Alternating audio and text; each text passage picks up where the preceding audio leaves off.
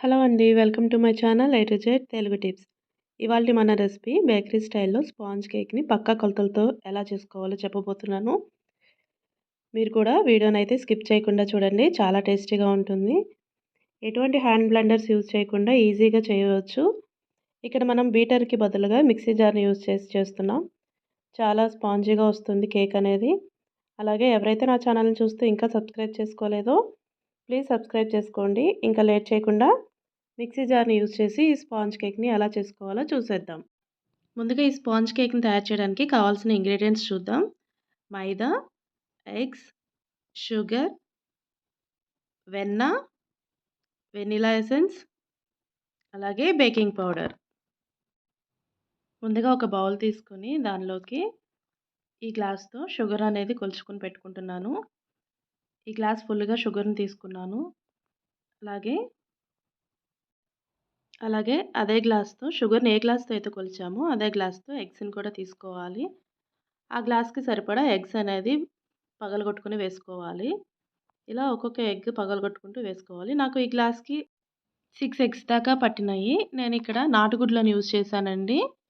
నాటుగుడ్లు use చేయటం వల్ల colour అనేది చాలా బావుంటుంది కేక్‌కి. మీరు కూడా ఒకసారి ట్రై చేయండి ఇలా. నార్మల్ ఎగ్స్‌ని కూడా యూజ్ చేయొచ్చు. ఇలా ఎగ్స్ అన్నీ పగలగొట్టుకున్నాక ఒక మిక్సీ జార్‌ని తీసుకొని దాంట్లో ఈ ఎగ్స్ అన్నీ వేసుకొని బ్లెండ్ చేసుకోవాలి. ఎగ్స్‌ని ఈ విధంగా బ్లెండ్ చేసుకుంటే సరిపోతుంది. ఇలా బ్లెండ్ చేసిన తర్వాత ఇందాక మనం కొలిచి పెట్టుకున్న షుగర్ ఉంది కదా! ఎగ్స్ తర్వాత ఈ షుగర్‌ని యాడ్ చేసుకొని ఒకసారి మళ్ళీ బ్లెండ్ చేసుకోవాలి. షుగర్ అంతా కలిసేలాగా బ్లెండ్ చేసుకోవాలి. ఇలా షుగర్‌ని కూడా యాడ్ చేసి బ్లెండ్ చేసిన తర్వాత అదే గ్లాస్‌తో వెన్నపూసను కూడా తీసుకోవాలి. ఇక్కడ నేను వెన్నపూసను యూజ్ చేశానండి. మీరు కావాలంటే నెయ్యి కూడా వాడొచ్చు. వెన్నపూస యూజ్ చేస్తే కేక్ అనేది చాలా స్పాంజీగా వస్తుంది. ఒకసారి అయితే ట్రై చేసి చూడండి ఇలా. ఇలా ఈ గ్లాస్‌తో వెన్నపూసను కొలుచుకొని గ్రైండ్ చేసి పెట్టుకున్న ఎగ్స్, పంచదారలో ఈ వెన్నపూసను వేసి మరలా ఒకసారి గ్రైండ్ చేసుకోవాలి.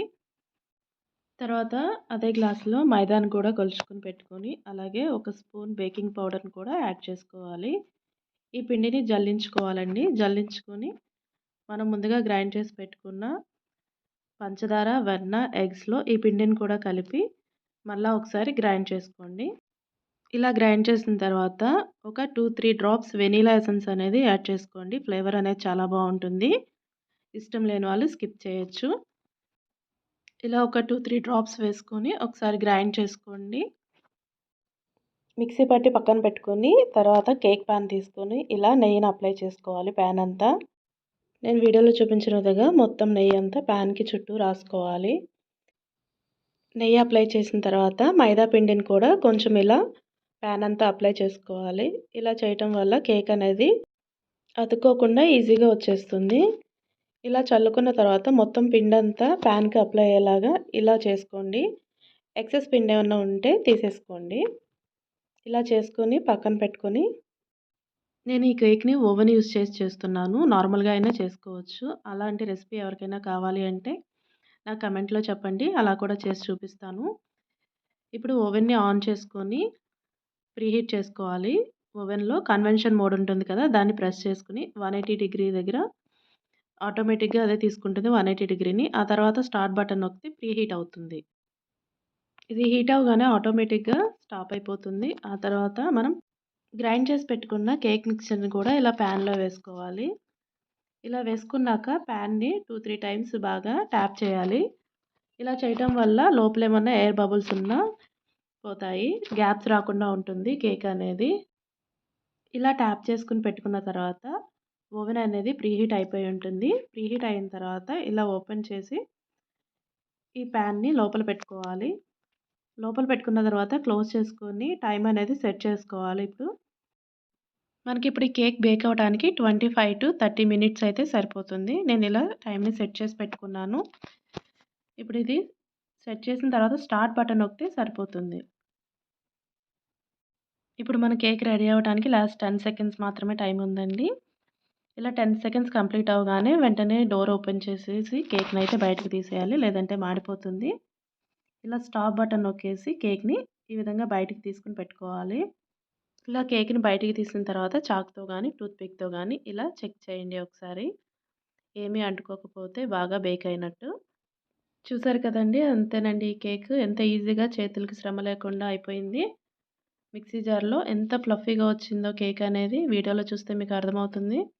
ఒకసారి మీరు కూడా ట్రై చేయండి ఈ ప్రాసెస్‌లో. ఓవెన్ లేకపోయినా నార్మల్ కుక్కర్‌లో అయినా ఈ ప్రాసెస్‌లో ట్రై చేయొచ్చు. ఒకసారి అయితే ట్రై చేయండి. టేస్ట్ ఎలా వచ్చిందనేది కూడా నాకు కామెంట్‌లో చెప్పండి. ఇలా మీకు నచ్చిన షేప్‌లో కట్ చేసుకొని ఎంజాయ్ చేయండి. పిల్లలు కూడా ఎంతో ఇష్టంగా తింటారు. అలాగే వీడియో నచ్చితే తప్పకుండా లైక్ చేసి మీకు తెలిసిన వాళ్ళకి కూడా వీడియోని షేర్ చేయండి. ఇలాంటి మరిన్ని సింపుల్ రెసిపీస్ మీరు నా ఛానల్‌లో చూడాలనుకుంటే ప్లీజ్ నా ఛానల్‌ని సబ్స్క్రైబ్ చేసుకోవడం మర్చిపోకండి. Please like, share and subscribe my channel. Thanks for watching.